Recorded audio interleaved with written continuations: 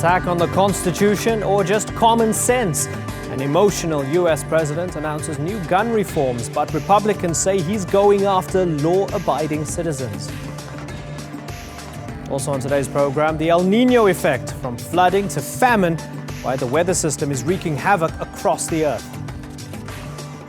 And in picture this, nuclear North Korea. Pyongyang says it has tested a hydrogen bomb.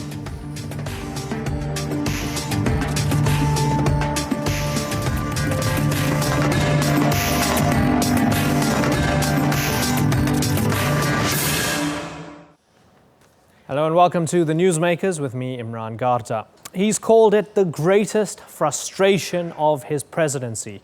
But now, 7 years since he took up residency at the White House, US President Barack Obama has used his executive powers to sidestep Congress and introduce gun controls.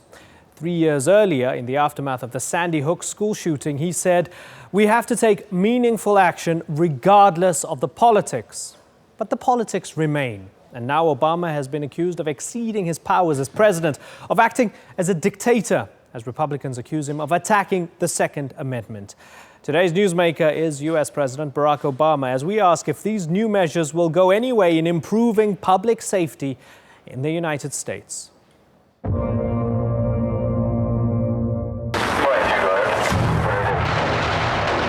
In America, the right to bear arms is enshrined in the Constitution. One of the worst massacres in U.S. history.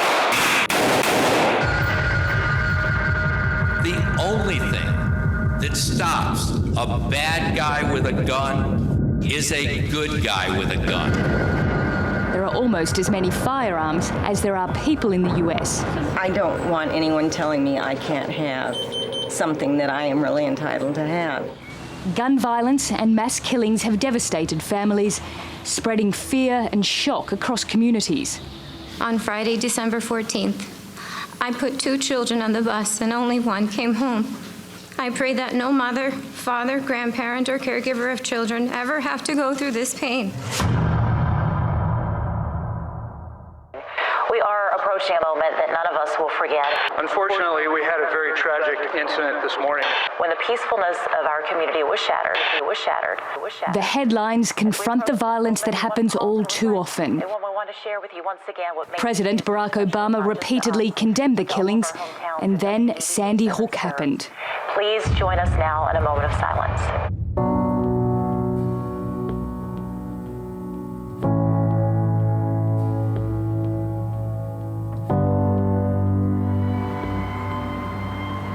In December 2012, the school witnessed one of the worst mass shootings in US history.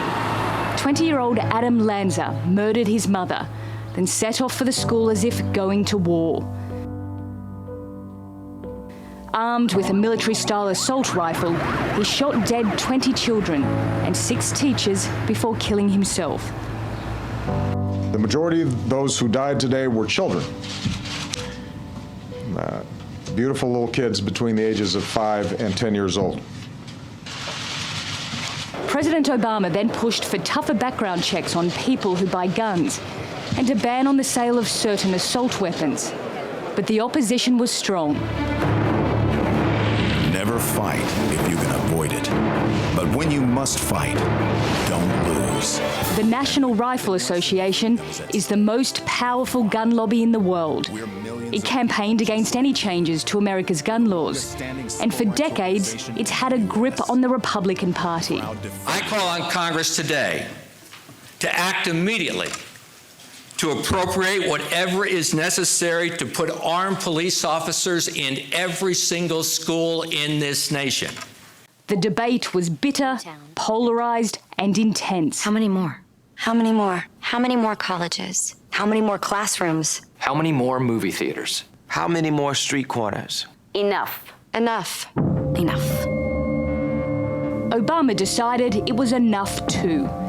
On Tuesday, he announced stricter gun regulations that he plans to impose without the approval of Congress. They include tougher background checks on potential gun owners.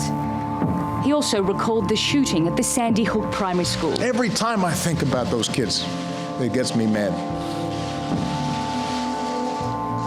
And by the way, it happens on the streets of Chicago every day. But some people have called the changes modest, aimed at clarifying and enforcing the law rather than coming up with tough new regulations.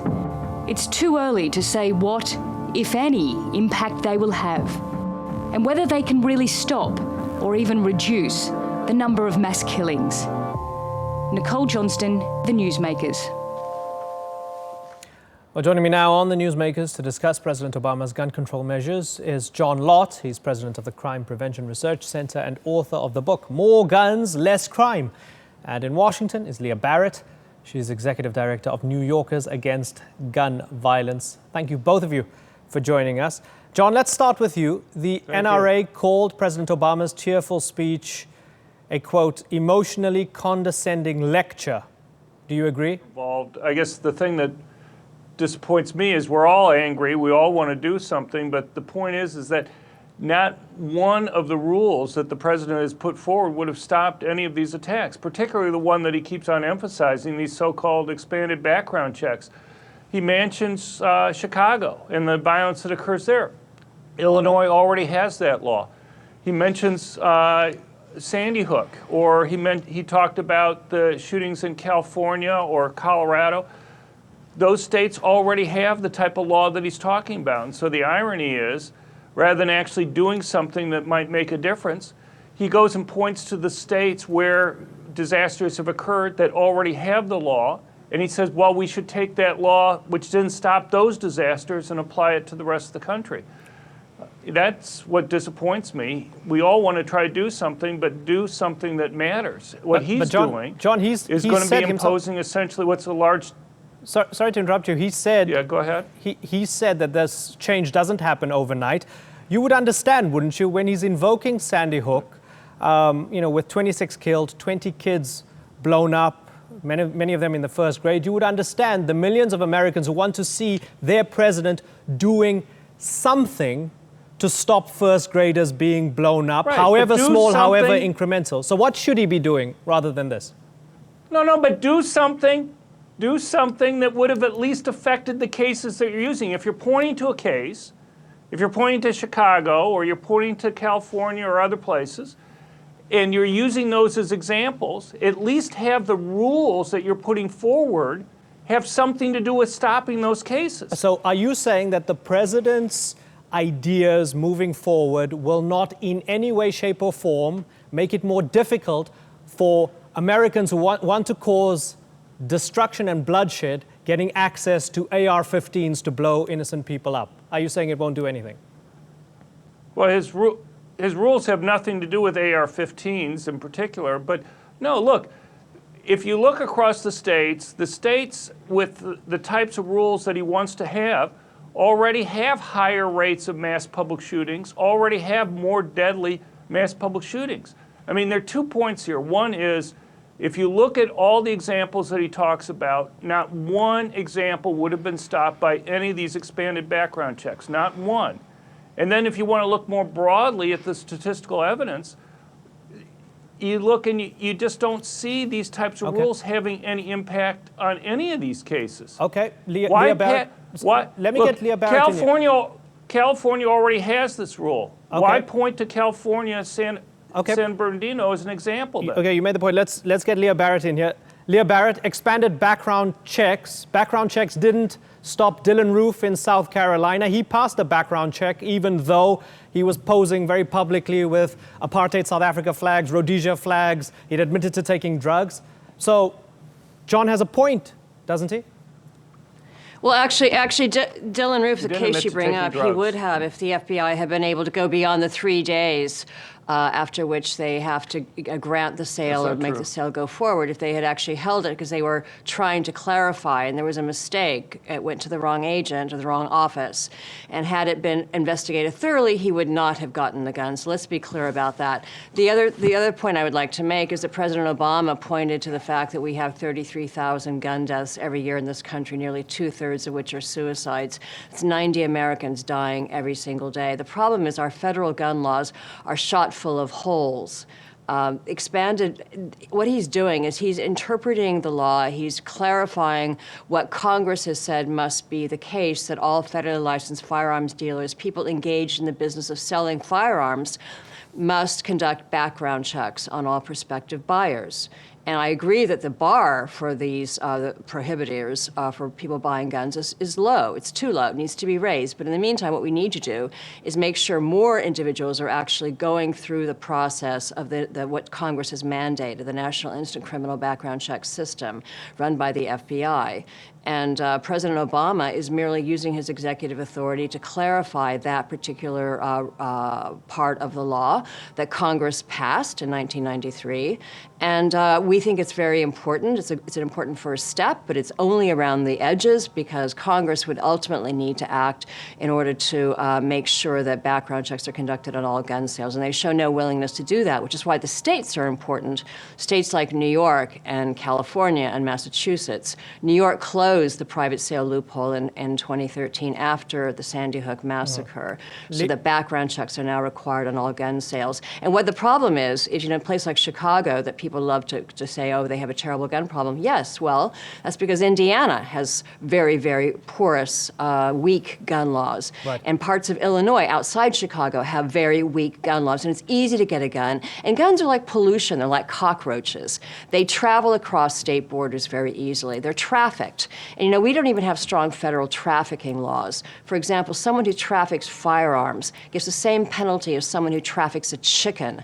And that's clearly not adequate enforcement. Okay, the president also wants to give the ATF. He also wants to give the ATF the enforcement muscle to actually police the 140,000 federally licensed firearms dealers. And the internet is going to be caught up in this because armslist.com is selling guns exclusively. Leah, they are engaged in the business of selling firearms. Let's give John a chance to respond to this, John. So I think that is one thing that the president is trying to bring into the fold. Is this a filibuster? Let's bring John in, Leah.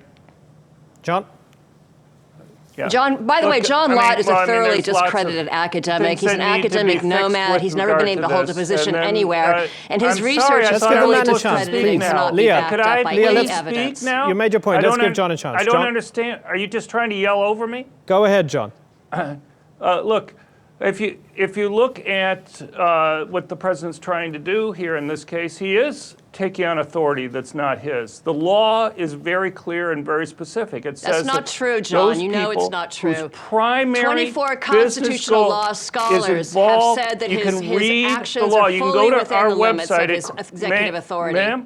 Ma'am, please. Your website has no credibility, John. You can go to our website. Go to the American Constitutional Society. Excuse me. Go to the American Constitutional Society where you have 24 constitutional scholars from around the world. Whose primary business is in the repetitive sale of firearms and their primary profits. And so this isn't people that are going to be engaged in one single sale. The president's rules completely change that. If he wants a different set of rules, he should go to Congress and have the law changed. You just can't, by dictatorial fiat, have a president go and say, I don't like the way the law is written right now. I'm going to rewrite it on his own. Leah, let's get a response here. Why doesn't the president go through Congress?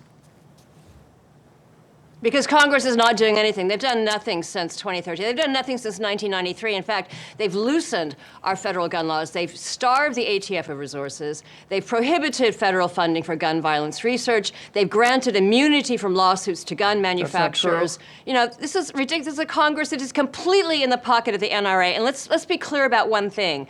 The National Rifle Association, the corporate gun lobby, only wants one thing. They want to sell more guns, and they don't care to whom they sell those guns. They're clearly dependent on the criminal market for illegal firearms. They're getting money from that, and they don't want to see that spigot shut off. Okay.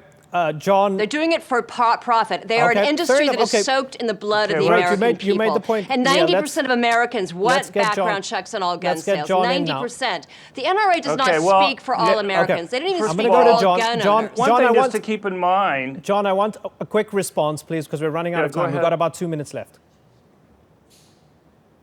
Right. Well, look, Americans use guns defensively to stop violent crime about 2 million times a year. That's about 4 to 5 times more frequently than guns are used in the commission of crime. Is it still and lost what you on your have hard to worry drive? about here Where's the data, is John? that when you go and you pass these rules, are they primarily going to stop law-abiding good citizens from being able to go and stop Your themselves? data doesn't My exist. research and the research of others indicate that the people who benefit the most from owning guns are law-abiding, poor blacks who live in high-crime urban areas. A person on the other side may believe that the president should do something. That's fine, but he should follow the law. If he has a case to make, he should try to make it. That's exactly what he's Instead, doing. He's enforcing the law. He's making good on making Congress's up the rules as he goes along is not by extending part of the background Constitution. The checks problem to is people that the engaged in the president's business of selling rules firearms, are actually like going to be the internet, endangering people's like lives. people who More profit people at gun are shows, going to who die. make their livelihood from selling AR-15s and handguns to the criminal element. We're done. I'm going to move on. And Michael Bloomberg, former mayor of New York, quote of his, he said, "We are the only industrialized country that has this problem. In the whole world, only one." There you have it. That's our gun debate for now. Thank you.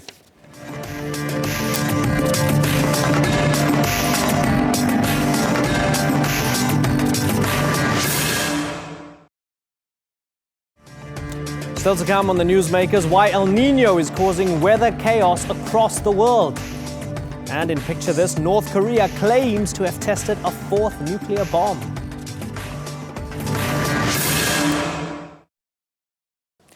The weather phenomenon known as El Nino was responsible for extreme floods and droughts in many parts of the world last year. And worse could be on the way.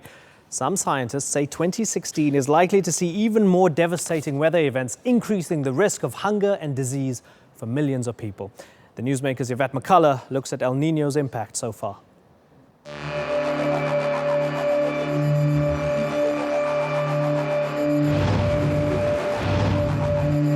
Extreme flooding from the UK to South America. Tornadoes and typhoons. Cities choked by smoke. Droughts and bushfires. Hundreds of thousands of people forced to flee their homes. And livelihoods destroyed. These are the effects of what is thought to be the strongest El Nino weather phenomenon on record. And it shows no sign of waning. The El Nino weather pattern happens every 2 to 7 years.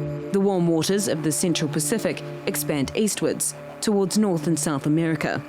And droughts, heavy rain and flooding, and strong winds are all intensified. El Nino has contributed to 2015 being the hottest year on record. It's even unusually warm at the North Pole.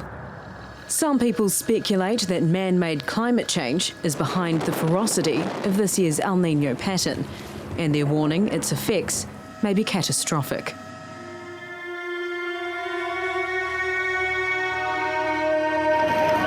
El Nino threatens to cause hunger and disease for millions of people around the world. Severe drought and flooding have already caused major damage to crops.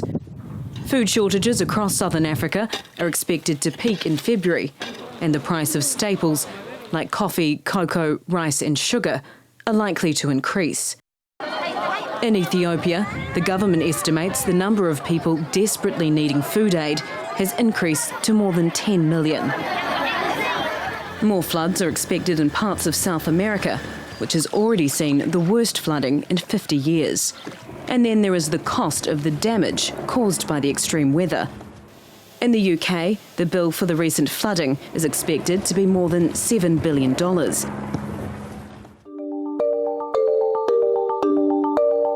El Nino is one of the most predictable climate events, and yet it still keeps scientists guessing.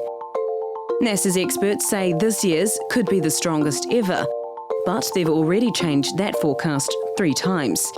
I cannot go into the interaction between whether it was caused or not caused by climate change, because that's still an area of research. So that's only something which we don't have yet firm consensus, scientific consensus on that. But definitely we know that the impact are interacting with climate change. For some people who question climate change, events like El Nino are proof of their argument that the changes in the world are a natural, unstoppable phenomenon. And as the world moves into a period of unknown extremes, scientists are trying to predict whether severe weather will become the new normal, and if so, try to work out what can be done to deal with it. Yvette McCullough, the Newsmakers. Well, joining me now to discuss the recent extreme weather seen around the world is Miles Allen. He's leader of the Climate Research Programme at Oxford University in the UK. Thanks a lot for joining us, Mr. Allen. In March last year, when it was unusually cold for March, Oklahoma Republican Senator James Inhofe held up a snowball in the Senate as proof that climate change was a hoax and global warming wasn't occurring. And then just recently in December, when it was unusually warm, many, particularly on the left, claimed that this weather was proof of global warming and climate change. They're both wrong, aren't they? Yeah, absolutely. I mean, 1 month doesn't prove things either way. Global warming is a long-term trend taking place over decades, and it adds to the effect of these natural fluctuations such as El Nino. So we're seeing a combination of global warming and El Nino in all these extreme events around the world. Does global warming exacerbate El Nino, the polar vortex, and all these other colorfully phrased and termed weather phenomena? Well, some of these events are probably being exacerbated by global warming. For example, the warm temperatures we've seen in December in the UK. We just had a record-breaking December. Here in Oxford, we actually maintain, you can sort of see the picture of Oxford behind you, just near one of those old spires.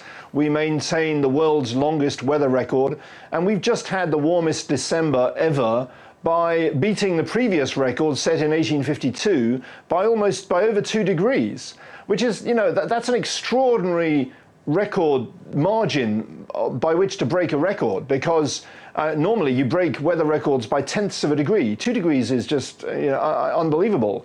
And the reason we're seeing these very extreme records broken is this combination of everything lining up in the same direction: global warming, El Nino, and also the strange sea surface temperatures we've seen in the North Atlantic. They've all been working in the same direction.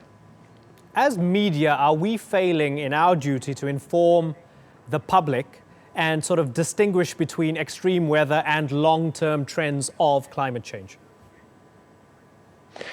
Well, actually, I think to some extent, yes. I think you underestimate the intelligence of your public, if I may, in that most people understand the notion of things being random, unpredictable, but also affected by external drivers. So, for example, if you smoke, you increase your chances of getting cancer, but it doesn't mean you're guaranteed to get cancer. And I'm sure Senator Inhofe, for example, might be able to produce, you know, some great-grandfather who smoked all his life and never got cancer, but that doesn't prove that smoking doesn't cause cancer. And the same goes for climate change. We're seeing an increased risk of these extreme weather events, of some extreme weather events caused by climate change. Climate change is changing the odds of these extreme weather events occurring. Miles Allen, really good to get your thoughts. Thank you very much for joining us.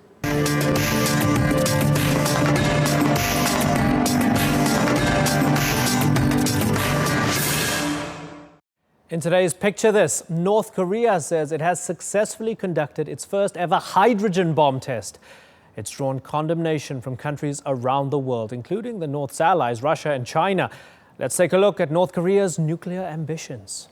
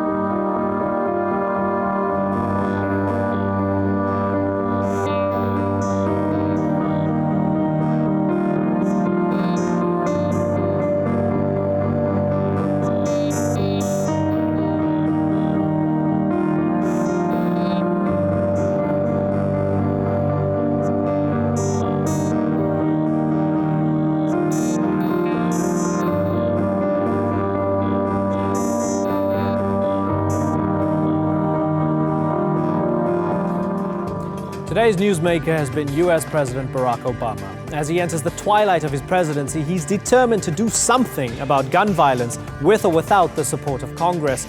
But in a country where political polarization, as you saw in that debate, drives an ever deeper wedge between the Republicans and the Democrats, the issue of guns and the right to bear them is at the forefront of the political divide. The White House says 30,000 people are killed by guns every year. But as the country heads into a presidential election campaign, Obama's move to tighten up gun laws could alienate gun owners who make up more than a third of voters. And could his determination to act on gun violence come back to haunt him and his party? You've been watching this edition of the Newsmakers with me, Imran Garda. As always, thank you for watching. Bye-bye.